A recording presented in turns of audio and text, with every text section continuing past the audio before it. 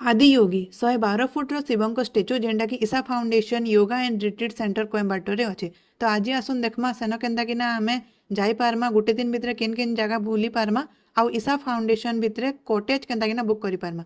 जदि आपण बस रे आसुचन गांधीपुरम बस स्टैंड के पले आसबे सेनु लोकल बस नहीं किना पले आसबे आपण ईसा फाउंडेशन भितर के। जदि ट्रेन रे आसचन पोडनूर जंक्शन किंबा कोयम्बाटोर जंक्शन रो लोकल बस या फिर टैक्सी रे आपण पले आसबे ईसा फाउंडेशन भितर के।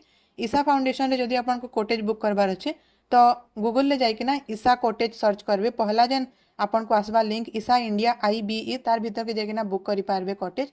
तो आमे बुक करतनु ब्रह्मपुत्र रे। देखुन इटा होची से रूम तार अलावा आउ भी नदी अलायम शिवपादम 1 2 3 4 इटा सब थेसी। तो आपन सेना बुक करि पारबे।